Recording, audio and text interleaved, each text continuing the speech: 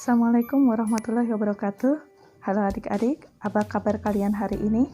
Kali ini kita akan sama-sama belajar tentang matematika dengan tema barisan dan deret. Nah, apa itu materi barisan dan deret? Apa manfaatnya kita mempelajari materi barisan dan deret?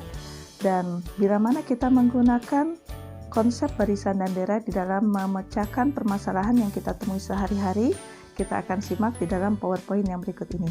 Kita simak bersama ya. Oke, apa saja yang akan kita bahas di dalam materi barisan dan deret? Kita akan membahas tentang barisan dan deret bilangan, barisan dan deret aritmatika, serta barisan dan deret geometri. Masalahnya, agar kalian bisa fokus dan lebih bersemangat untuk mempelajari materi ini, kalian tentunya harus tahu dulu apa manfaat dan tujuan dari memahami tentang barisan dan deret. Oke, kita lihat ya.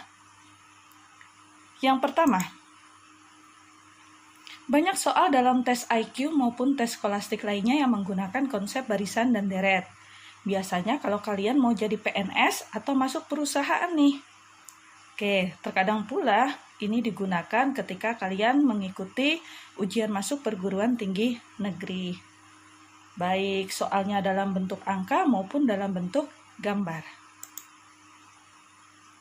Yang kedua, bagi kalian yang berada di jurusan bisnis manajemen, pasti kalian pernah mempelajari di kelas 10 tentang teori ekonomi, terutama teori ekonomi oleh Malthus yang menyatakan pertumbuhan manusia menurut deret ukur dan persediaan makanan menurut deret hitung. Nah, istilah deret ukur dan deret hitung ini sebenarnya adalah istilah di dalam barisan dan deret. Pernah dengarkan ya? Oke, walaupun sebenarnya secara pribadi menurut Ibu, masalah ekonomi kita saat ini bukan karena tentang deret ukur dan deret hitung di dalam pertumbuhan manusia dan persediaan makanan, tetapi lebih kepada tidak meratanya distribusi kekayaan di antara masyarakat. Tetapi ini pembahasan yang berbeda dan bisa kalian tanyakan kepada guru ekonomi kalian masing-masing, oke? Kemudian yang berikutnya, jika kalian memahami tentang barisan dan deret, kalian bisa membuat perhitungan dan perencanaan produksi, laba rugi usaha, tabungan, pinjaman, dan sebagainya. Buat kamu yang mau jadi entrepreneur atau wirausahawan, fix banget kamu pasti membutuhkan materi barisan dan deret ini. Oke, sudah paham kan ya? Jadi, ayo kita semangat untuk mempelajari materi yang berikutnya. Materi yang berikutnya adalah tentang barisan dan deret bilangan. Ini adalah barisan dan deret dasar. Di sini ada beberapa istilah yang akan sering kalian temui di dalam masalah barisan dan deret. Yang pertama tentu saja istilah barisan. Barisan adalah sekumpulan bilangan yang disusun menurut suatu aturan atau menurut pola tertentu. Jika dia tidak memiliki pola atau suatu aturan tertentu, berarti dia hanya sekumpulan bilangan saja, tapi bukan termasuk barisan. Sedangkan deret adalah penjumlahan bilangan-bilangan yang disusun menurut suatu aturan atau pola tertentu. Atau dengan kata lain, deret adalah penjumlahan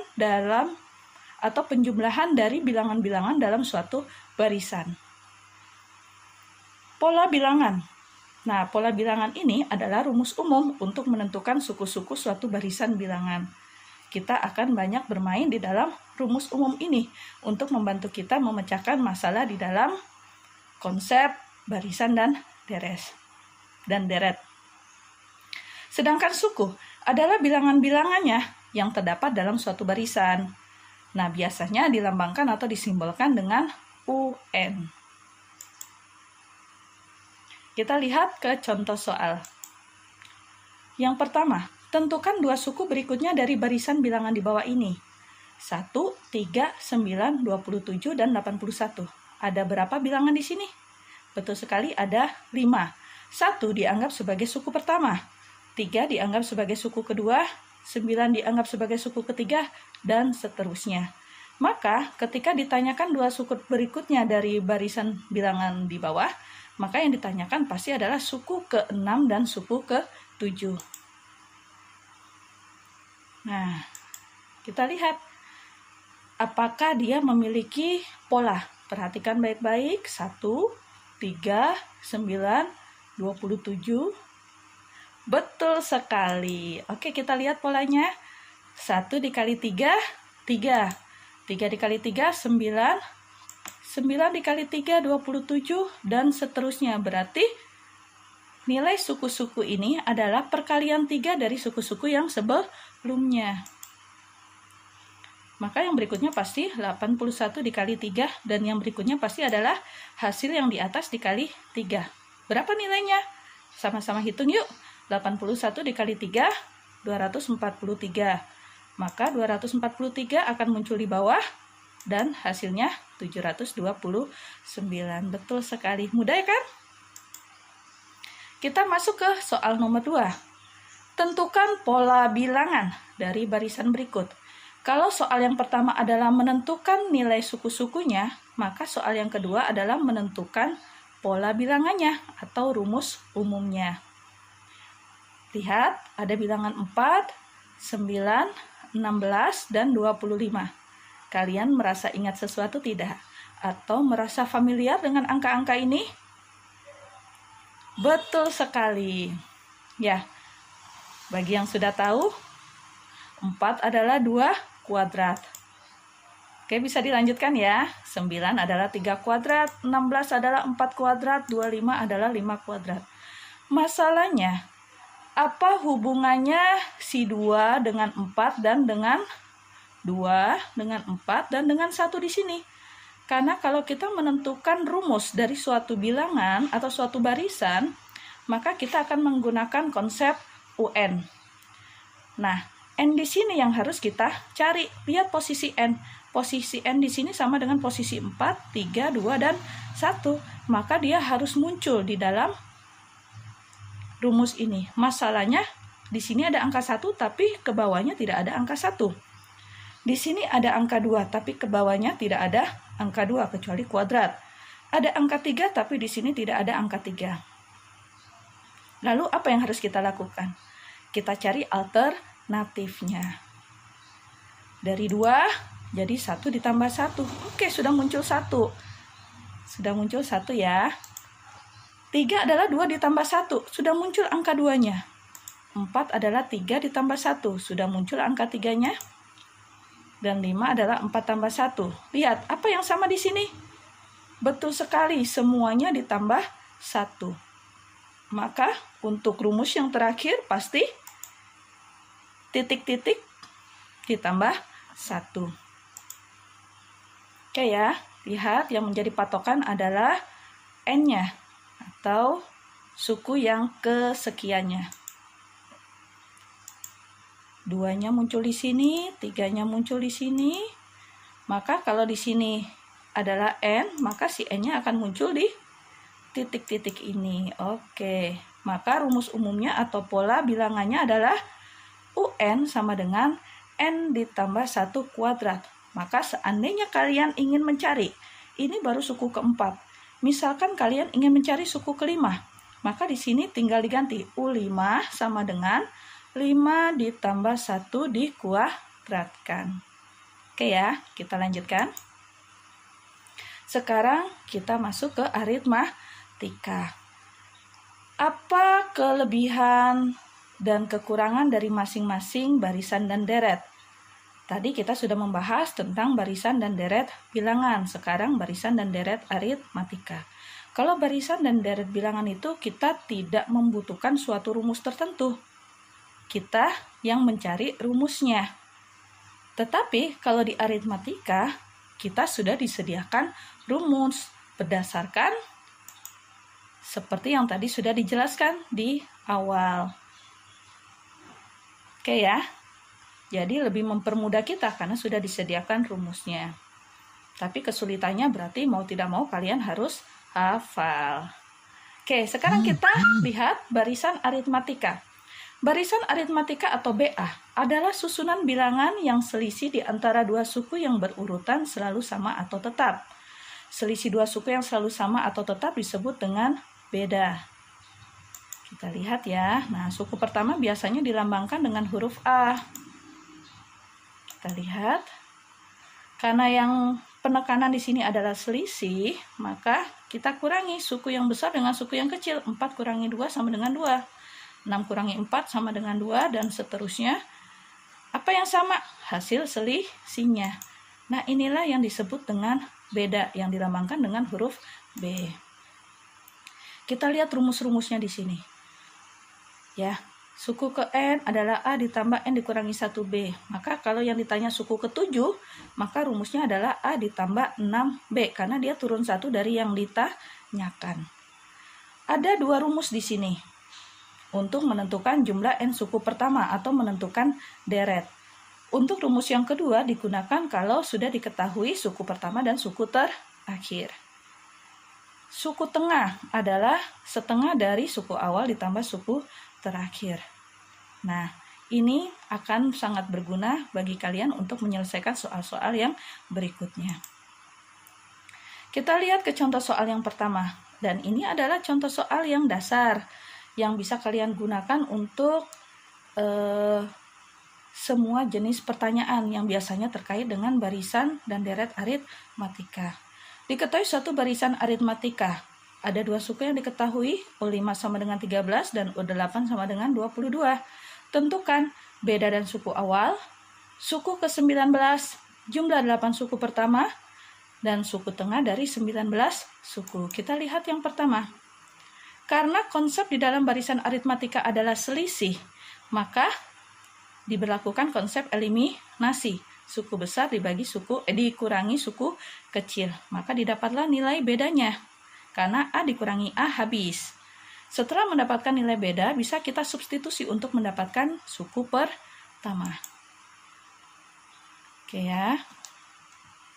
Setelah mendapatkan suku pertama, berarti A dan B-nya sudah diketahui. Maka ketika menentukan suku ke-19, rumusnya ingat A ditambah N dikurangi 1. Berarti kalau suku ke-19, bedanya dikali dengan N yang sudah dikurangi 1. Jadi dikali dengan 18. Ini nilainya. Nanti kalian pelajari lagi ya. Yang berikutnya, jumlah 8 suku pertama. Kita bisa menggunakan 2 cara di sini. Cara yang pertama kalau diketahui suku awal dan beda. Oke ya, diperhatikan baik-baik. Dan cara kedua, kalau diketahui suku awal dan suku akhirnya. Nilainya sama. Oke ya. Dan yang terakhir suku tengah dari 19 suku. Ini juga tinggal memasukkan nilai suku awal dan suku akhir. Kebetulan karena yang ditanya adalah dari 19 suku, suku akhirnya berarti U19. U19 kita sudah dapatkan nilainya di pertanyaan yang ke B, yaitu 55. Bagaimana? Mudah kan? Sekarang masuk ke contoh soal yang berikutnya. Tentukan nilai K agar barisan K-2, K+2, dan 3K membentuk barisan aritmatika. Nah, kalau misalnya ada pertanyaan seperti ini, biasanya kita menggunakan konsep suku tengah. Ya, maka ini dianggap suku pertama, suku kedua, dan suku ketiga. UT sama dengan setengah dikali A ditambah UN. Maka kalau setengahnya kita pindahkan ruasnya, karena pembagian dia menjadi dikali dengan suku tengah. 2UT sama dengan A ditambah UN. Tinggal dimasukkan nilainya. Perkalian distribusi. K di sini bukan perkalian tapi penjumlahan. Yang sama ya, yang sama-sama memiliki variabel K. K ditambah 3K, 4K. Dikurangi 2, tetap dikurangi 2. Maka hasilnya K adalah sama dengan 3. Yang pertanyaan ketiga, 3 buah bilangan membentuk barisan aritmatika. Jumlah ketiganya 9 dan hasil kali ketiganya 15. Tentukan ketiga bilangan tersebut. Nah, di sini bisa kita andaikan. Ya, karena aritmatika itu konsepnya adalah selisih yang sama pada setiap suku yang berurutan, maka kita bisa mengasumsikan suku tengahnya kita anggap sebagai suku awal. Maka suku yang berikutnya berarti suku awal ditambah beda. Dan suku yang sebelumnya berarti suku awal dikurangi beda. Kita lihat di sini. U1 ditambah U2 ditambah U3 berarti A dikurangi B ditambah A ditambah A ditambah B sama dengan 9. Maka A ditambah A tambah A 3A. min B ditambah B, berarti habis. Oke, berarti 3A sama dengan 9, A-nya adalah 3. Sedangkan perkalian 3 suku, berarti A dikurangi B dikali A ditambah B. A-nya tadi sudah diketahui sama dengan 3, tinggal diganti A-nya dengan 3. 3, kita geser ya, A-nya ke depan, A min B dikali A plus B.